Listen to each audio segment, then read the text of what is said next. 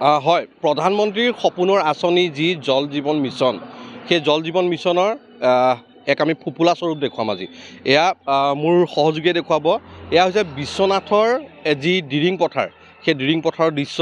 ইয়াত আচলতে সকলো ৰাইজ ওলাই অহা দেখা গৈছে আৰু আমি উপস্থিত আছোঁ 1 নং ডিৰিং পথাৰৰ যি পানী যোগান আঁচনি, সেই আঁচনি সেই পানী যোগান আঁচনিৰ যি চৌহদ, সেই চৌহদৰ বাহিৰত। আৰু ইয়াৰে স্থানীয় লোকসকল আজি আহিছে আৰু তেখেতলোকৰ অভিযোগ আছিল যে বহু দিনৰ পৰা তেওঁলোকে এই যি পানী যোগান আঁচনি, তেওঁলোকে যেনেধৰণে যি পানী, সেই বিশুদ্ধ পানীৰ পৰা তেওঁলোক বঞ্চিত হৈ আছে। ইয়াৰে স্থানীয় লোক আছে, আমি তেওঁলোকৰ পৰা আচলতে মন্তব্য ল'ব চেষ্টা কৰিম।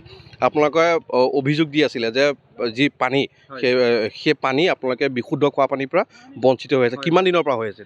আজি প্ৰায় 3 বছৰ ধৰি পানী দিছে, কিন্তু এবছৰৰ পৰা আমি পানীটো পোৱা নাই।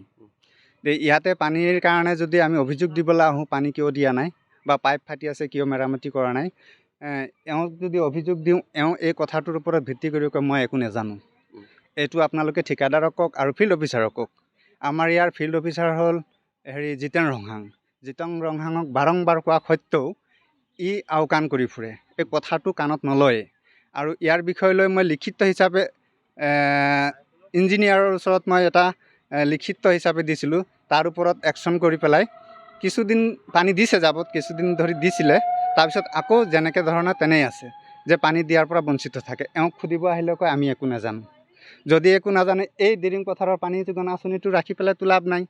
ৰাইজৰ ভুক্তভোগী, ৰাইজে পানীৰ পৰা বঞ্চিত হৈ আছে, আইৰণযুক্ত পানী খাই আছে। কেতিয়াও ফিল্টাৰটো চাফা নকৰে, কেতিয়াও বালিটো চাফা নকৰে, বালিটো 2 বছৰ 3 বছৰ হৈ যায় চাফা নকৰে। লেতেৰা পানী, চাবোন পানীৰ নিচিনা ঘোলায়, পানীটো তলত একেবাৰে খেলাই বহি যায়। এৰাতি থকাৰ পিছত খেলাই বহি যায় পানীটো। এনেকুৱা পানী খালে মানুহ বেমাৰহে হ'ব, মানুহ বেমাৰ হৈয়ে আছে। ধন্যবাদ জনাইছোঁ। আৰু আছে কিছু লোক, আমি তেওঁলোকৰ লগতো কথা পাতিম।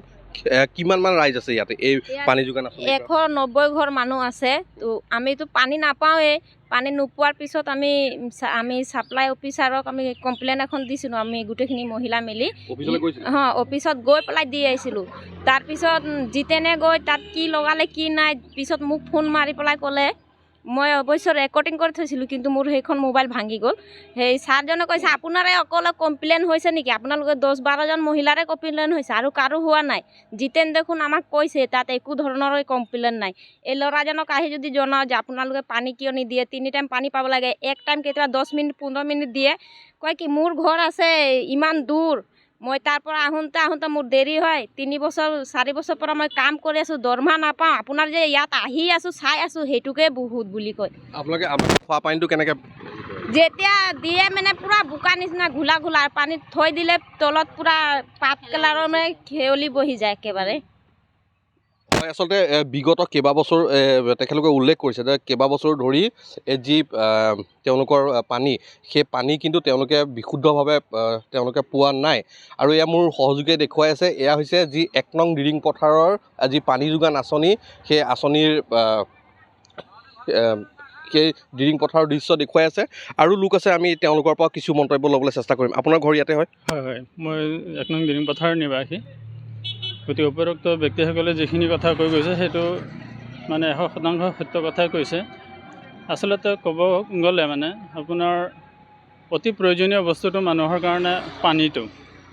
আৰু বৰ্তমান যিটো অসম চৰকাৰে জল জীৱন যিটো আঁচনি মানে ঢাল ঢোল বজাই পেলাই মানে হেৰি কৰি দেখুৱাইছে, মানে এইটো আমাৰ টেক্সৰ পইচাহে, আমাৰ টেক্সৰ পইচাৰে মানে এনেকুৱা ধুনীয়াকৈ সজাই পৰাই মানে হেৰিবিলাকত দেখুৱাই মানে, কিন্তু আচল স্বৰূপ সেইটো নহয়। আজি 3-4 বছৰ হৈ গ'ল এনেকুৱা ধৰণৰ পানী যে এইটো পানী আপুনি কাপোৰ ধুব নোৱাৰে, খোৱাটো দূৰৰে কথা, এইখন পানীৰে আপোনালোকে কাপোৰো ধুব নোৱাৰে, বাচনো ধুব নোৱাৰে, এনেকুৱা অৱস্থা। তথাপিও যিয়ে হওক আমি ফিল্টাৰ কৰি হ'লেও, বালি ফিল্টাৰ কৰি হ'লেও আমি খাই আছিলোঁ। কিন্তু আজি 3 বছৰ ধৰি সেইটোও নোহোৱা হ'ল। আৰু আমাৰ ইয়াত বিভিন্ন ধৰণৰ ফিচাৰী হোৱাৰ কাৰণে আমি পানীবিলাক, আমাৰ দমকলৰ পানীবিলাক একেবাৰে আইৰণযুক্ত। সেই পানীৰে আমি কাপোৰো ধুব নোৱাৰোঁ, খাবও নোৱাৰোঁ, একো উপযোগীয়ে নহয়, মানে গৰু ছাগলী আমি খুৱাব নোৱাৰোঁ, এনেকুৱা অৱস্থা। গতিকে বহুত দুখ লগা মানে হেৰি যে আমাৰ এজন মুখ্যমন্ত্ৰী থাকোঁতে হিমন্ত বিশ্ব শৰ্মা ছাৰ, তেওঁ মানে জিৰ' সহনশীল মানে শূন্য সহনশীলতা দেখুৱায়। কিন্তু আজি মানে আমাৰ এইটো পানী যোগান আঁচনিৰ বিষয়ে মানে ক'ব গ'লে যিজন কৰ্মী আছে তেওঁ মানে ৰেগুলাৰলি নাহে। কেতিয়াবা আপোনাৰ মটৰখন বেয়া হৈ যায়। আজি প্ৰায় 6 মাহমান হ'ল, 4টা ছাইড আছে, 4টা ছাইডৰ ভিতৰত আপোনাৰ 3টা ছাইডত কেতিয়াবা পানী পায়, এটা ছাইডত আজি প্ৰায় মানে বহুত দিনৰ পৰা একেবাৰে বিকল হৈ আছে, মানে পাইপখন ফাটি আছে। ইয়াৰ বিষয়ে আমি কমপ্লেইন কৰিছিলোঁ, কিন্তু কোনো ধৰণৰ কথাই নুশুনে, মানে একো গুৰুত্বই নাই মানে। ধন্যবাদ জনাইছোঁ। আৰু এয়াই আছিলে আচলতে প্ৰধানমন্ত্ৰীগৰাকীৰ যি সপোনৰ আঁচনি জল জীৱন মিছন, সেই মিছন যে বগাহাতীত পৰিণত হৈছে তাৰে এক জ্বলন্ত উদাহৰণ হৈছে এই বিশ্বনাথৰ 1 নং গিৰিং পথাৰৰ যি পানী যোগান আঁচনি, সেই আঁচনি।